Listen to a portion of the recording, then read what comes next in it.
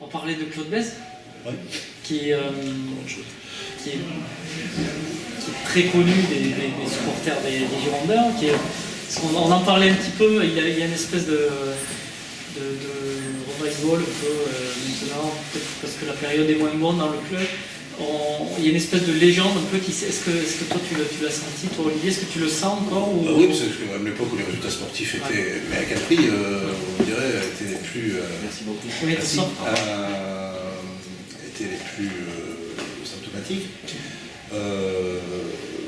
Moi, ça me serait pas venu à l'idée initialement d'écrire sur Claude Bèze, c'est à peu près tout ce que je déteste. Une vulgarité absolument montée, c'est vraiment pas... Moi, j'ai des souvenirs de Claude Bèze, parce que je trouve que je suis lusien de Saint-Jean-Luz. Et Claude Bèze aimait bien, à une époque, venir le week-end quand il n'y avait pas des matchs, avec sa petite cour. Il arrivait avec 2 énormes Cadillacs, qui garaient directement sur la place Louis XIV, c'était évidemment formellement interdit.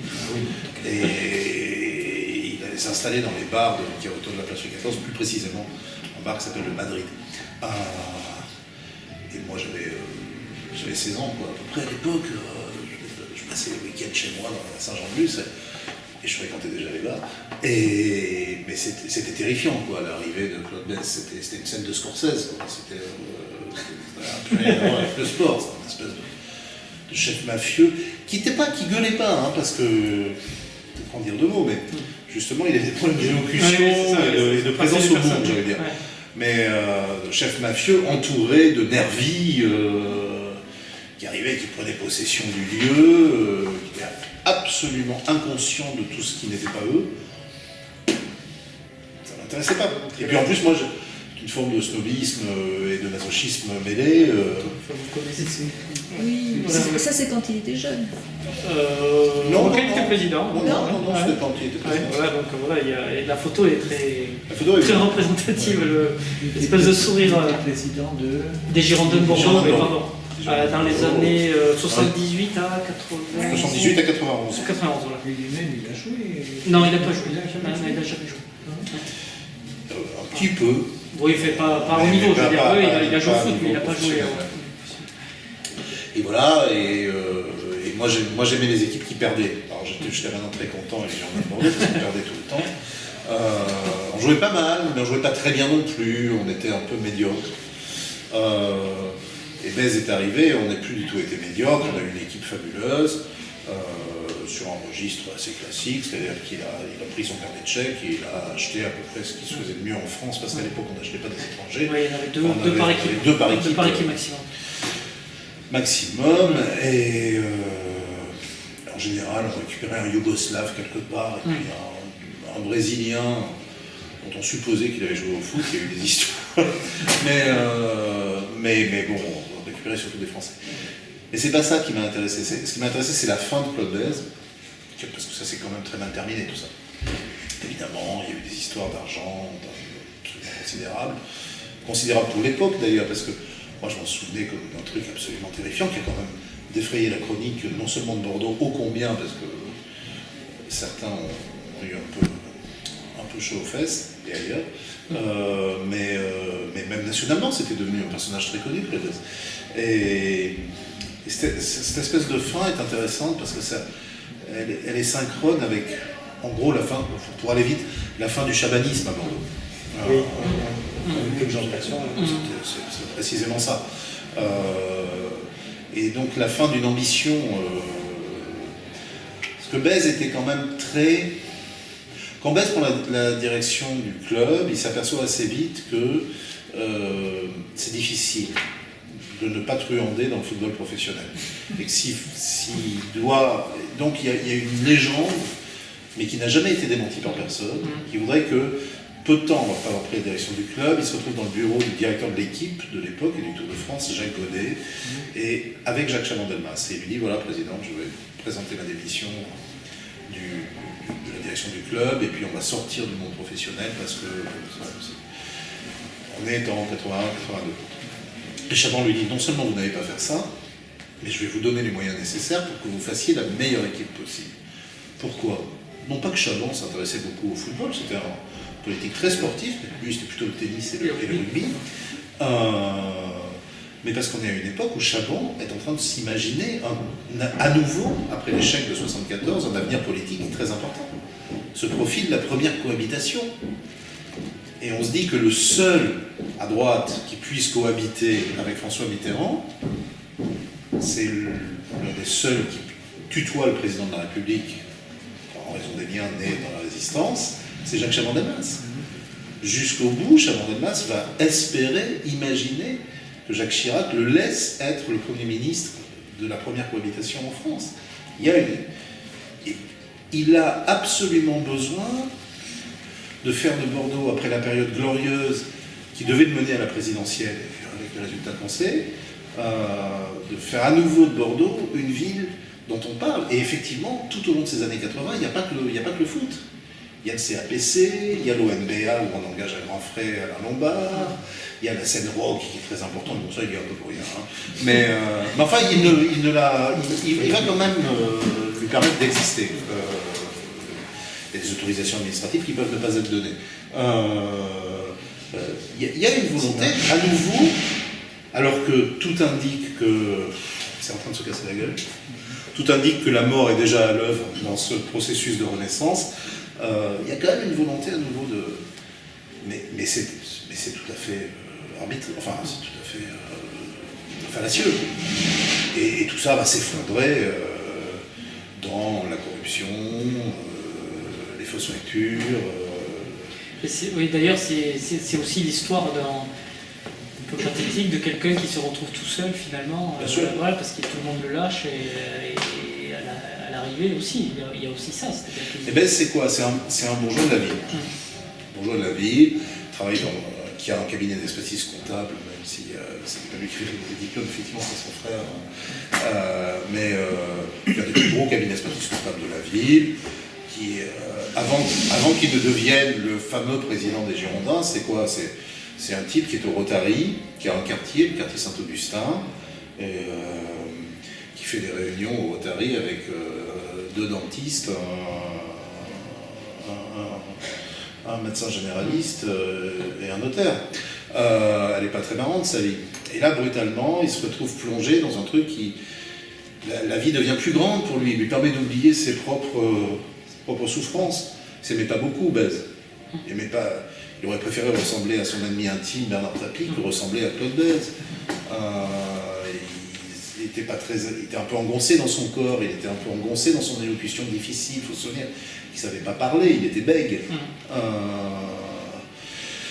Donc, brutalement, on trouve il est beau comme Crésus, quoi. Il voit, il y a des gens qui le font rêver, des gens qui se promènent dans le monde entier, avec des gens qui lui disent qu'il est formidable, ou qu'il est redoutable. Donc, il fréquente des jeunes femmes dont la vertu n'est pas toujours la qualité première. D'ailleurs, il en dispense généreusement les arbitres à l'occasion des rencontres de Coupe d'Europe. Toutes choses auxquelles il n'avait pas ou moins facilement accès avant de devenir une personnalité publique. Et évidemment, plus dur sera la chute, parce que en fait, ce qu'il va fréquenter sur les quelques dernières années de sa vie, c'est essentiellement la cour de promenade de Gradignan et la cour du palais de justice.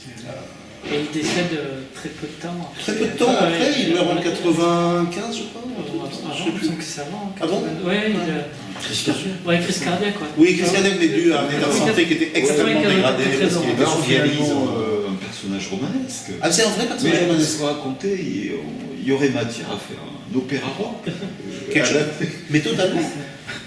Je sais pas qui saurait écrire ça, mais totalement, parce que c'est une espèce de...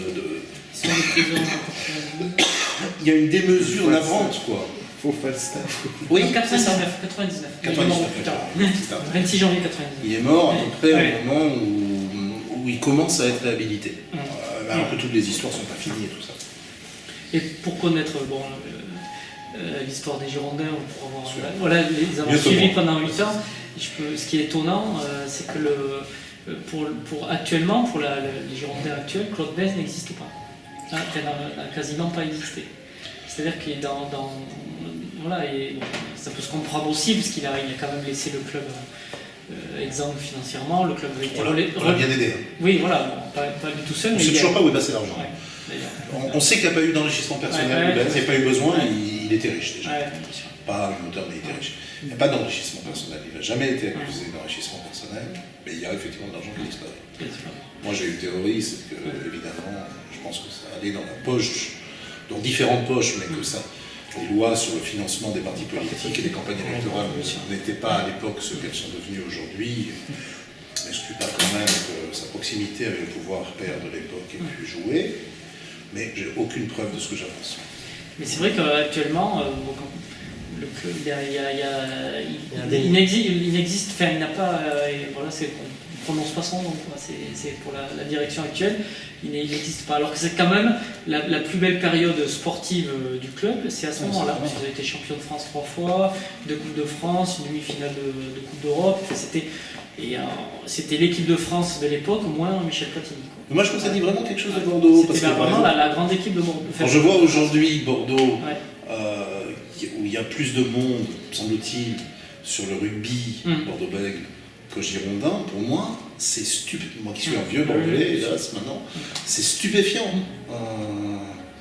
Parce que Bordeaux, c'était un oasis footballistique au milieu d'une terre rugbystique. C'était quoi le rugby? C'était bègue, c'était les communistes. Les communistes, ils mangeaient les enfants. On avait la question. Il n'était pas question une seconde qu'on aille voir du rugby à Bègle. D'ailleurs, c'était à tel point, pour l'anecdote, quand j'ai commencé à aller au stade, donc au stade Chabandelmas, qui ne s'appelait pas Stade Chabandelmas à l'époque, qui ne s'appelait pas Parc de l'Escure, contrairement à ce qu'on croit, c'était stade municipal. Alors c'était très bien d'ailleurs, parce que c'était un truc. J'avais mon grand-père, c'était des dimanches après-midi entiers jusqu'au soir. C'est-à-dire qu'on avait un premier match qui était la réserve des Girondins, en division 3 à l'époque, ça ne s'appelle plus comme ça maintenant. Ensuite, on avait le grand match des Girondins. Et enfin, en baissé de rideau, il y avait le match de jeu à 13. De jeu à 13. Pas de rugby. Parce que le jeu à 13, ça restait chic et de droite, on va dire. Enfin, c'est un peu plus compliqué que ça, d'ailleurs. C'est pas une question de droite et de gauche, vraiment. Alors que le rugby, c'était tout à fait différent. C'était le coco de Bègle. Mais c'était vraiment très très. Et tous avaient, l'équipe des Girondins avait le scapulaire, enfin l'équipe de jeu à 13 avait aussi le scapulaire. Quand je vois aujourd'hui que le rugby fait. Mais c'est vrai que bonsoir. Mais c'est vrai que c'était un personnage de roman. C'est un personnage de roman, c'est une époque romanesque par définition. Et le cadavre bouge encore. Moi, quand j'ai commencé, j'ai pensé faire une enquête. Après, j'ai pas fait ça. J'ai fait un texte qui vaut ce qu'il vaut, mais qui est très écrit, qui est très romanesque, entre guillemets. Mais au début, je voulais faire une enquête. Je voulais dire que moi aussi, je préfère Johnny Sponti. Et personne n'a voulu me parler. Comme si ça pouvait leur sauter à la gorge. Mais personne si ceux qui veulent bien parler, c'est les anciens joueurs qui disent rien. Ils disent « Oh, il était formidable ».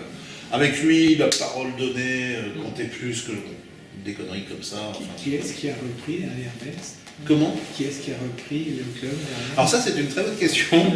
Et alors ça a été très compliqué. Ça a été un pataquès absolument épouvantable.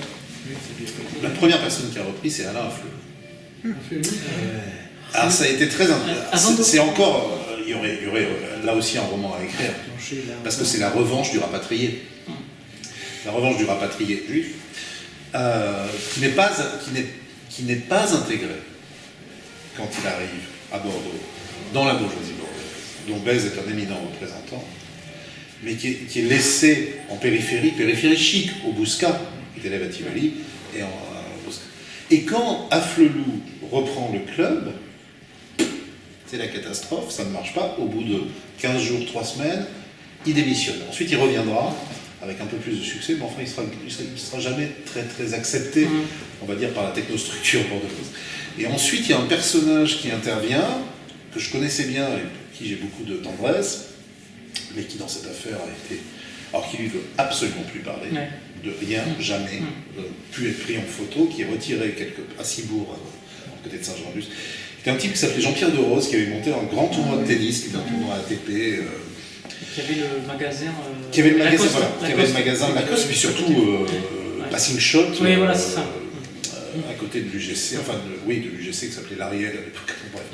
Et Jean-Pierre Derose était devenu un peu le chouchou de Bordeaux. Et on lui avait par exemple confié l'organisation d'une grande manifestation de voile en 91 qui s'appelait en 89 pardon, qui s'appelait la Cutissa. Et donc il y avait des trous dans les caisses. Un jour il arrive en disant je reprends les Girondins parce que j'ai trouvé des investisseurs à hauteur de l'argent qui manquait. On n'a jamais vu la couleur ni de l'argent. On n'a jamais très bien su qui était cet investisseur. Un fameux fax. Oui, le fameux fax qui n'arrivait pas. Une banque écossaise, je ne sais plus quoi, puisque c'était. Enfin, c'était un pataquès, ouais, encore une fois, tragicomédie, opéra bouffe, évident. Moi, c'est l'époque où j'ai commencé à travailler pour une revue qui s'est créée à ce moment-là, qui s'appelle Le Festin, que vous connaissez sans doute, et on avait un accord avec la Mémoire de Bordeaux, l'association La Mémoire de Bordeaux. Et à cette époque-là, après l'échec de la reprise du club par Jean-Pierre Deroze, la Mémoire de Bordeaux qui nous demandait d'éditer leur bulletin. Et, je le dis pour la première fois en public, parce qu'on n'est pas nombreux, je peux le dire. À cette époque-là, la Mémoire de Bordeaux, chaque fois que Jean-Pierre Deroze apparaissait dans une photo, en compagnie d'autres notables de la ville, bon, Claude Bess, je vous en parle même pas, on nous demandait, c'était les débuts de Photoshop, comme les bons petits postaliniens que nous étions, on nous demandait d'effacer la présence de Deroze. C'est fascinant, quoi. C'est extraordinaire. La ligne de défense, il va y avoir des procès, la ligne de défense de Jacques Chaban-Delmas est stupéfiante. Stupéfiante. Aujourd'hui, mais ça serait un scandale. Le type file en tôle avant d'avoir fini sa phrase. Il ne se déplace pas, il ne se rend pas aux convocations de la justice. Bon, ça, vous me direz. Mais il accepte que la justice vienne le voir en son domicile privé d'Asquin. Alors là, on lui dit, il y avait notamment un problème, c'est l'époque où Bèze a racheté le domaine du Haillan pour en faire le grand centre d'entraînement, très moderne pour l'époque du club. Et il y a visiblement un problème de surfacturation. C'est-à-dire qu'en gros, le club, je me souviens plus très bien, mais c'était censé coûter 40 millions de francs et 50 millions avaient été effectivement... Il y avait 10 millions d'écart. Il y avait 10 millions d'écart, hein, c'est ça, hein. Je le lis dans le texte, mais je le lis. Et quand où sont passés ces 10 millions parce que de fait, il y avait la preuve que les travaux avaient coûté 40 millions, pas 50. Et 50 avaient été versés. Donc la question est de savoir qui donne. Et Chaban dit « Ah, mais c'est moi! C'est moi qui ai dit 50 millions, je ne savais pas, moi. Je dis code mal taillé, j'ai dit qu'on donne 50 millions. » Oui, c'était... Bon, très bien, président. Ça en est resté là. Aujourd'hui, c'est faux usage de faux. C'est évident, c'est incroyable, la ligne de défense de Chaban. Incroyable. On va s'en sortir, c'est-à-dire que Blaise va faire un peu de toll, pas beaucoup, mais suffisamment pour lui foutre la santé assez en l'air pour qu'il crève dans les plus brefs délais, et puis bon, on en restera là. On en restera là, mais entre-temps, d'autres choses se seront passées. Le club est racheté, Alain Juppé est devenu maire de Bordeaux, Jean-Louis Froment, Alain Lombard, Roger Lafosse ont dégagé, Claude Bèze est mort, place aux jeunes, ou à une autre époque. Mais vraiment, là, ce moment-là, 89-95, il est très intéressant parce que tout ce qui fonde, je crois quand même, une certaine spécificité bordelaise, dont on a vu des échos dans l'affaire qui a envoyé un temps derrière les verrous François-Xavier Bordeaux, qui était le conseiller municipal socialiste qui a déclenché l'affaire en quelque sorte. Oui, enfin, en tout cas au conseil municipal à Bordeaux. Oui, c'est lui qui a... L'affaire est en réalité un peu différente, puisque c'est certainement Tapie qui a suscité les premières Tapie qui était ministre du gouvernement, et extrêmement ami avec Michel Charasse, qui est ministre du budget à l'époque, et qui commandite les premières enquêtes fiscales un peu poussées sur le club. Bon, certainement Tapie qui est la cause première de la chute de Bèze, mais s'il n'y avait pas eu de malversation, il n'y aurait pas eu de chute non plus, donc il ne s'agit pas de dire que ça tort. Oui, donc quand vous voyez la malheureuse affaire de cette pauvre femme, cette comment ça Oui, je m'en tu rappelle. vois ce que je veux dire? Oui, de exploitation. Vous voyez ce Oui, que qui je se veux fait, dire? enfin, Ouais. je sais plus d'ailleurs quel est le Non, je sais pas quel a été le jugement. Ouais. En tout cas, enfin, il a été accusé d'avoir escroqué avec d'autres. Voilà, avec d'autres. L'héritage d'une vieille dame. Et je pense que Ouais, c'était heureux. il y a des échos de ce Bordeaux-là qui se font parfois de loin en loin entendre encore. Absolument. Ce Bordeaux-là qui est Bordeaux quand même. Ouais, bien sûr. Qui n'est pas le Bordeaux des quais du 18e, Oui, voilà, c'est ça, de c'est l'UNESCO. le Bordeaux. Il habite à Saint-Augustin, Claude Bèze. C'est un Bordeaux 19e, c'est un Bordeaux des barrières, c'est un Bordeaux. Je suis absolument convaincu que si on ne comprend pas ça, on ne comprend rien au film. C'est une histoire authentiquement bordelaise, mais enfin authentiquement, il n'y a pas de brevet d'authenticité, mais c'est une histoire qui est liée à un Bordeaux qui est en train de mourir à ce moment-là. Mais comme tu l'écris, le Bordeaux terne, les quais qui sont pas fréquentables. Et qui ne sont pas fréquentés surtout. Qu'est-ce que tu voulais qu'on aille faire? Moi, ça m'amuse toujours quand on dit ah oui, tu étais jeune à Bordeaux alors que tu devais aller sur les quais. Ben non, mon père n'était pas docker. Moi, j'étais étudiant, pareil, on n'allait pas sur les quais, ça c'est sûr. Si, on faisait des bêtises, on va dire, sur les quais. Quand on était jeune, mais c'était pas organisé. Mais c'est pas un jugement de valeur, c'est un fait. Quand on disait on va au centre, on allait place Gambetta. Je ne suis pas sûr que ça se pose exactement place Gambetta, où il y avait un bar qui s'appelait le Royal, qui était le siège officieux des Girondins de Bordeaux et des Claude Bèze, qui tenait salon à peu près tous les soirs, où ils s'envoyaient Force Whisky avec son meilleur ami, qui était le patron du... J'ai oublié son nom maintenant, mais là aussi je crois que je l'ai mis dans l'article, qui était le patron du Royal. Je ne sais pas si vous voyez où était le Royal, qui était au bout de la place Gambetta, là où il y a une boutique de bonbons maintenant, vous voyez.